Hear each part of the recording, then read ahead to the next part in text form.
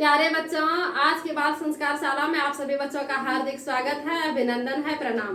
परम पिता परमात्मा का ध्यान करते हुए बोले, उस प्राण स्वरूप दुख नाशक स्वरूप श्रेष्ठ तेजस्वी पाप नाशक देव स्वरूप परमात्मा को हम अपनी अंतरात्मा में धारण करें।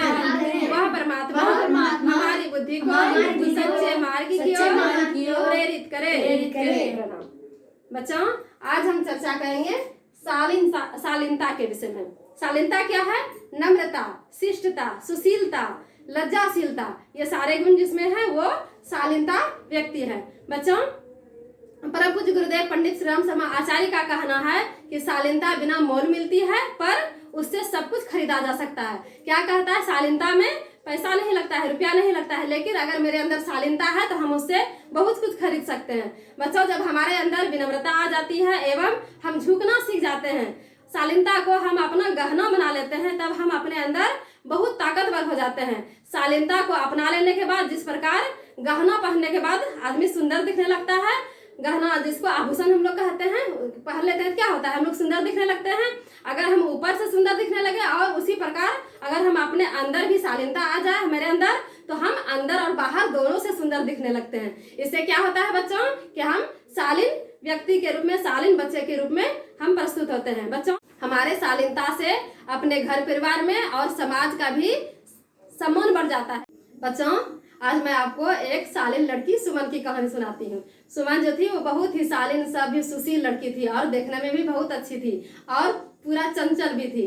उसके पिताजी जो थे एक प्राचीन राजमहल में चौकीदार का काम करते थे और उनका घर राजमहल के बगल में ही था और वो राजमहल के बाहर खेल रही थी। तो थोड़ा खेलते खेलते उसने क्या देखी कि कुछ अतिथि राजमहल को देखने के लिए आए हैं। जैसे ही वो राजमहल के द्वार पे आई तो बोली कि आप राजमहल देखना चाहते हैं?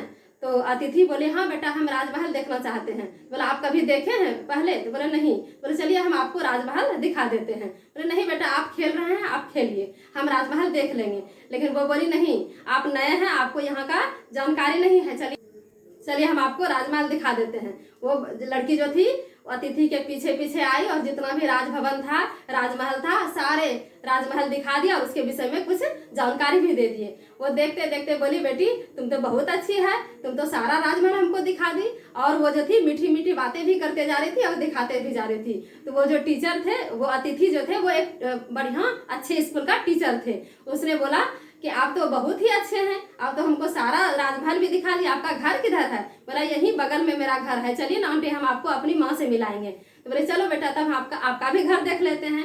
वो क्या की, वो अतिथि को लेके अपने घर आई और अपनी माँ को बोली, माँ देखो ना, अतिथि आए हैं, आंटी जी बहुत प्यारी है, आइए ना आप भी यहाँ इनसे मिल लीजिए। माँ भी उसकी दौड़ी दौड़ी आई और जब बातचीत करने लगी तो बोली, आपकी बेटी बहुत ही अच्छी है, आप इनको बहुत ही अच्छे संस्कार दिए हैं, ये बहुत ही गुणी है, बहुत ही चतुर है और बहुत मीठी मीठी बातें बोलती है। बोली, हाँ, मेरी ये एकलौती बेटी है।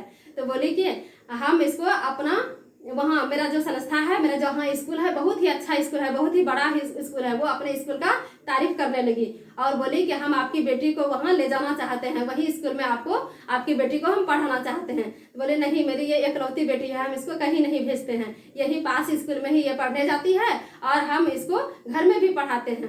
बोले, नहीं, चलिए हम वहाँ बहुत ही अच्छा से रखेंगे आपको, आपकी बेटी को कहीं कोई दिक्कत नहीं होगा। लेकिन वो बोली, नहीं, हम इसको नहीं भेज सकते हैं। वो जो अतिथि थी, टीचर थी, उसने सुमन को कुछ उपहार भी देना चाहिए, लेकिन सुमन बोली, नहीं, हम उपहार नहीं लेते हैं, हम आपका उपहार नहीं लेंगे।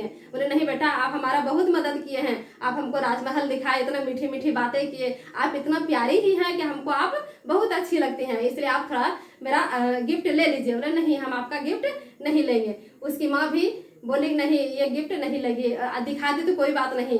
लेकिन वो टीचर जो थे इतना उसके ऊपर खुश हो गए थे, बोली, चलिए कोई बात नहीं, तब हम आपको आपकी बेटी के पढ़ाई के लिए कुछ मदद करना चाहते हैं, क्योंकि मेरे पास बहुत पैसा है और हमारे जो स्कूल है वो भी गरीब बच्चों को, जो पढ़ने लिखने वाला बच्चा है, उसको दान करते हैं। तो हम भी आपकी बेटी को कुछ दान के रूप में पैसा देना चाहते हैं हर महीना, जिससे कि आपकी बेटी का अच्छे से पढ़ाई हो सके। तो उसकी माँ बोली, चलिए ठीक है, आपका जैसी इच्छा। तो वो जब अपने घर चली गई टीचर, तो वहाँ से उसने कुछ पैसा उसके लिए उसको भेजते रहती थी हर महीना, जिससे कि वो अच्छे से पढ़ाई करके अच्छे पद पर वो प्रतिष्ठित हो गई। तो बच्चों ये किसका कमाल था? ये अच्छे व्यवहार का कमाल था, ये शालीन का कमाल था कि वो सुमन के अंदर इतना शालीन, इतना संस्कार भरा हुआ था कि वो किसी दूसरे को वो मुग्ध कर लेती थी। तो क्या कहता है कि शालीनता बिना मोल मिलती है, इससे हम सब कुछ खरीद सकते हैं। तो वो क्या हुआ, सुमन भी अपना व्यवहार से, अपना शालीनता से, अपना शालीन व्यवहार से वो सब कुछ खरीद ली।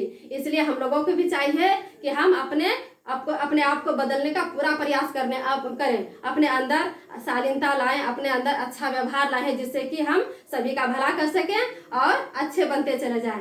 सबसे पहले स्वयं बदलने पर दे अपना ध्यान, सबसे पहले स्वयं बदलने पर दे अपना ध्यान, किंतु स्वयं से लड़ते रहना काम नहीं आसान, किंतु स्वयं से लड़ते रहना काम नहीं आसान, दोष और गुण दोनों का इसमें होता है वास, दोष और गुण दोनों का इसमें होता है वास, दोषों को कर दूर गुणों का करते रहे विकास, देंगे होंगे काम आत्म प्रगति के खुद को प्रबल प्रणाम, देने होंगे आत्म प्रगति के खुद को प्रबल प्रमाण, किंतु स्वयं से लड़ते रहना काम नहीं आसान। बच्चों आज बस इतना ही। ओम शांति समाप्ति प्रणाम। बोले भारत माता की जय, भारतीय संस्कृति की जय, एक संस्कारवान बच्चे की जय। ओम शांति समाप्ति प्रणाम।